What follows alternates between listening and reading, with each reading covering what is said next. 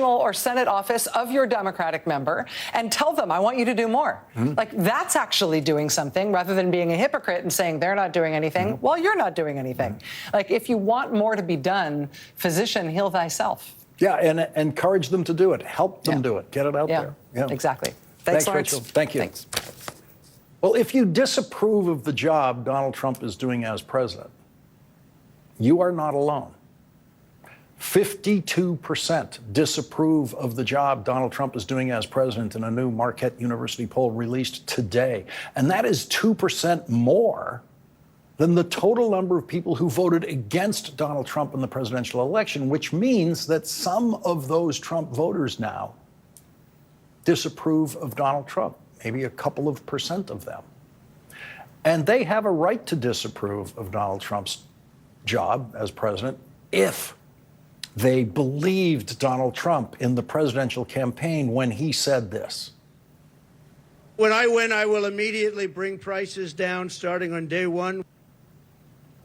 Well, we're past day one, and today the business news media was buzzing, not in a good way, about a surge in inflation reported today. Inflation shot up during the month of January, and that may have tipped some Trump voters into disapproval of the job Donald Trump is doing because of that day one promise that prices would come down by sunset on Inauguration Day. Now, I, for one, do not blame Donald Trump for the increase in inflation in the month of January. But then I didn't blame Joe Biden for the increases in inflation during the Biden presidency. And I didn't blame any previous president for increases in inflation during their presidency because presidential action usually has very little to no impact on inflation. Usually no impact. So my news coverage rule is that I don't blame the president, whoever the president is, for increases in prices. Unless the president takes flagrantly inflationary action, as Donald Trump has proposed doing with wildly inflationary tariffs that he has not yet imposed, because someone must have told him just how inflationary his tariff ideas are. Jim Farley, the CEO of the Ford Motor Company, is living in fear of the Trump-threatened tariffs, but not so much fear that he is afraid to speak out against them like most business executives. The CEO of Ford said a 25% tariff across the Mexico and Canadian border will blow a hole in the U.S. industry, the auto industry, that we've never seen. Today, the guy who said he would stop inflation on day one of his presidency wrote, "Biden inflation up!" exclamation point. Now, anyone who has the slightest literacy in economics knew that Donald Trump was lying about cutting inflation on day one during the campaign, but the Marquette poll indicates that some Trump voters are not in a forgiving mood about that. You are not alone. If you oppose Donald Trump's January 6th pardons, including pardons of people who tried to kill police officers and wanted to kill Mike Pence, 65% oppose the January 6th pardons. And you are not alone if you oppose Donald Trump's renaming of the Gulf of Mexico.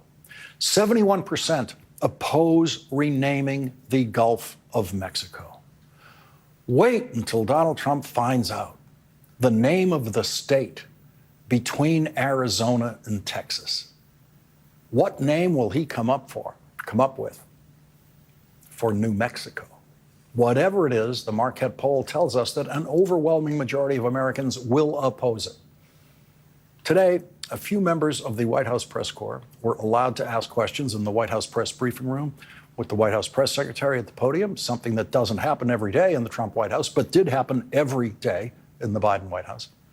They asked questions about Elon Musk's possible conflict of interest, but no one in the White House press corps asked a question about Elon Musk literally snatching food away from starving babies. There has not been one question asked in the White House by anyone in the White House press corps to the White House press secretary or to Donald Trump about Elon Musk's decision, supported by Donald Trump, to take food away from starving babies, from starving mothers, from starving grandparents.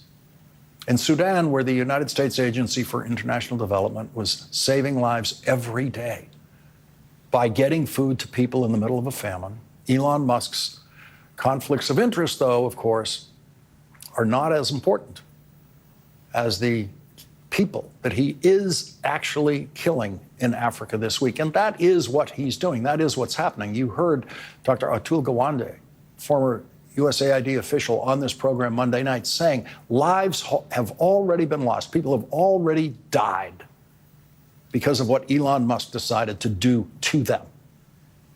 Elon Musk is African. He is from the continent that has suffered more starvation during his lifetime than anywhere else in the world. But when the White House press corps got their chance to ask him questions yesterday, not one of them asked how it feels to be holding his child in the Oval Office while he is starving children in Africa, while children and their parents and their grandparents are dying because of his decision. The White House press secretary pretended that she was presenting proof of what she called fraudulent expenditures by the United States Agency for International Development today. She waved around a piece of paper and claiming that it showed $57,000 in an expenditure in Sri Lanka for we're not sure what, that she didn't like. But she's sure it's fraudulent. Now, $57,000 is a lot of money. But it's not a lot of money in the budget of the United States of America, and it's not a lot of money in the budget of USAID. Elon Musk stopped $40 billion of aid spending, humanitarian aid spending around the world by USAID because he found, he says, a $57,000 item that he doesn't like. And that was it. $57,000 was the total amount of complaint of abusive spending that the White House came up with today as the reason to stop $40 billion in aid, as the reason to starve children, as the reason to deny medical care to a 71-year-old woman who was turned away from a hospital after USAID was shut down, thereby killing her. That's what happened. That's what we did, killing her in Myanmar. These stories are happening all over the world now. Declan Walsh, the New York Times Africa bureau chief, will join us later in this hour with his firsthand reporting of the suffering he has seen at the hands of the richest person in the world who has decided to inflict as much pain and death as he possibly can on the poorest people in the world, the poorest children in the world, the poorest starving infant babies in the world. Let's just assume for a moment that the $57,000 that USAID spent in Sri Lanka was a complete waste of money. Do you shut down an entire operation, a $40 billion operation, an entire government agency, over a disputed $57,000? The first claim by Elon Musk about shutting down USAID was that it had to be shut down temporarily so that they could properly evaluate all of its spending to make careful decisions about what should be cut. And a day later, Elon Musk was saying that USAID must be thrown in the wood chipper. That was his term, the wood chipper. It must be completely destroyed. And so the only reason we know it should be destroyed is because of $57,000 spent in Sri Lanka, and we're not sure what that was about. Every department of the government has regular audits, and no department of the government is shut down while those audits are happening. Every major corporation in America and small corporations in America and small businesses in America have audits, and they never shut down their business in order to have an audit. Ford CEO Jim Farley does not stop manufacturing cars and pickup trucks in order to run an audit of Ford. And every time they run an audit of Ford or any other company, they find $57,000 here or there that they decide not to spend anymore because they think it isn't worth it. And I'm sure we can find $57,000 somewhere in the budget of USAID and in every budget in the federal government that we can decide to stop spending. But what manner of man would decide that the thing that has to be stopped immediately is the delivery of food to starving children. Globally, food aid meant for 31 million people sits stranded in ports from Houston to Nairobi. Despite Friday's waiver to move supplies, a waiver largely granted because of congressional outreach, funds for distribution remain frozen. In fact, as of yesterday, humanitarian partners have received no payment for completed work predating the stop work order, nor for activities meant to be continued under the humanitarian waiver. Now, that looked like a hearing, as I was telling Rachel, but it wasn't an official hearing. The Democrats are in the minority in the House and the Senate, and so they're not allowed to conduct hearings. But Senate Democrats are now fighting against that restriction by conducting what they're calling roundtables in other rooms in the Senate buildings, because they're not allowed to use the official hearing rooms. And that session was organized by the Democrats on the Senate Foreign Relations Committee today, because they wanted to hear what Republican senators are afraid of hearing, because every Republican senator, with the possible exception now of Mitch McConnell, is living in even more fear of Elon Musk than they are of Donald Trump. Elon Musk has threatened to pour his money into Republican primaries against any Republican senator who dares to vote against anything Donald Trump wants, including the most unqualified cabinet members in history. We'll show you more of that unofficial hearing by the Democrats in the Senate Foreign Relations Committee later in this hour.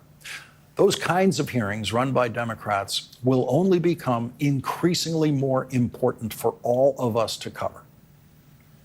Because the claim made by some that the Democrats are not doing everything they can do in this situation isn't true. If you've ever worked in the House or Senate on the minority side, then you know exactly what powers the minority does not have, including the simple power to conduct an official hearing.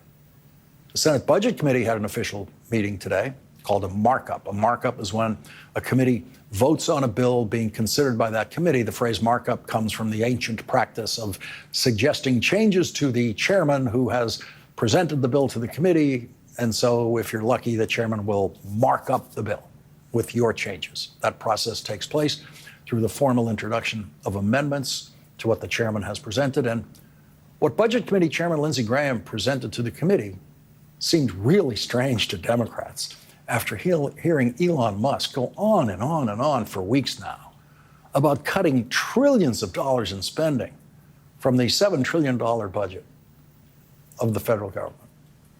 The Republican budget resolution presented by Lindsey Graham to the committee today with full Republican support includes a $4 trillion increase in the debt ceiling, a $4 trillion increase in the national debt. Donald Trump and the Republicans want to increase the national debt by $4 trillion while complaining about $57,000 at USAID. And one reason they need to increase the national debt is that Republicans actually want to increase spending. I have been hearing from the president and Mr. Musk about military spending. And what they have pointed out is that over the last, I think it's 7 years, every independent audit that the Pentagon has not been able to make an independent, succeed in doing an independent audit of the Pentagon. And I think, according to Mr. Musk, according to President Trump, there are waste and fraud within the Defense Department of hundreds and hundreds of billions of dollars. So it's kind of hard for me to understand that, given that reality, why anybody here would want to give the Pentagon and defense contractors another $150 billion. So I will be offering an amendment to deal with that. That's right. Republicans want to increase defense spending by more than triple the entire USAID budget. They want to raise defense spending from $800 billion to $950 billion, upwards of $1 trillion, while Elon Musk claims that he has to starve children because we wasted $57,000 in Sri Lanka. As I reported here last night, Elon Musk offered absolutely no proof of any wasteful spending anywhere in the federal government while he was towering over Donald Trump in the Oval Office yesterday and humiliating Donald Trump by creating the most vivid image of presidential subservience ever captured by a camera. Do we have that image in the control room that we can put up here now? I think you all remember it. Maybe we don't. The Democrats in Congress are trying to ask Elon Musk real questions now about what he's really finding, if anything. In the powerful House Ways and Means Committee yesterday, the Republican majority had no interest in using their power to question Elon Musk. Tom Suozzi asked a panel of expert witnesses if they knew what Elon Musk was doing in the government. What kind of access does Mr. Musk and his team have? What kind of changes have they been making to the computer programs? How many of those changes to computer programs are permanent? And how will that affect people going forward? Mr. LeBlanc, what's he doing? I don't know what he's doing. You don't know. I think Okay, he's Mr. Stepp, looking do you know what he's doing? No. Mr. Ladd, do you know what he's doing? It would be inappropriate for me for comment on Ms. that. Kochlichek, do you know what he's doing? We have not looked at that. Ms. Olson? No. Does anybody here know what they're doing? Does anybody know what kind of keystrokes changes they're making and they're permanent? Does anybody know what their backgrounds are? Does anybody know what they're doing with the information that they have and how they're using it? That's Democrat Tom Suozzi of New York. No one in the room could answer any of those questions. Not a single Republican member of the committee could answer any of those questions. Donald Trump couldn't answer those questions. Elon Musk probably cannot answer all those questions himself because he probably doesn't know what all of his very strange assistants are doing with their keystrokes. But what we know they're not doing is finding 1%, even 1% of any budget that is being misspent. For Elon Musk to find 1% of the USAID budget that is being misspent, he would have to find $400 million, not $57,000. And if he found 1% that is being misspent, which he hasn't anywhere, that would be no reason to shut down an agency. The Defense Department has failed 7 audits in a row. And by failed, I mean they've been unable to account for very significant amounts of money. That's before you even get into identifiable spending that you think might be wasteful. This is money they actually cannot account for. And it is trillions of dollars over time that the Defense Department has no idea what happened to it. And not one office in the Defense Department has been closed down because of that. Not one person has ever been fired because of that, not one. Elon Musk fired thousands of people working for and with USAID, thousands of people doing humanitarian work around the world. Democrats want Elon Musk to do what every member of the cabinet has to do, come to the Congress and explain himself. House Republicans had a hearing today, chaired by, of all people, Marjorie Taylor Greene, to review the so-called improper payments that Elon Musk is supposed to be finding. But Elon Musk didn't show up. He wasn't asked to show up, not by the Republicans. And no improper payments were displayed or identified in any way. The top Democrat on that committee, Melanie Stansbury, said this. Why is a private citizen being given access to this system? We know they're trying to shut down payments. They're trying to shut down agencies. What's next? Are they going to shut down your Social Security payments? We don't know because they have no oversight, and Elon Musk will not come in front of this committee. And in fact, the Treasury folks are saying this is the biggest insider threat they've ever seen in the history of the agency. So we are sounding the alarm. And no matter how many executive orders that Donald Trump signs or how many tweets that the VP sends, you cannot rewrite the Constitution, and we are going to hold you to account. So let me close by saying this directly to Mr. Elon Musk. We are well aware that you are eager to engage with members of Congress on social media, but we're not here to play. If you have serious desire to engage in democracy and transparency, we welcome you to the Oversight Committee. Come and testify in front of the American people under oath. because we want to know what you're up to. So if you're interested in talking to us, then please join us here in the People's House in the House of Representatives. Joining us now is Democratic Representative Melanie Stansbury of New Mexico. She is the top Democrat on the new Committee on Government Efficiency. First of all, let me just start with the name of your state. Donald Trump is trying to rename the Gulf of Mexico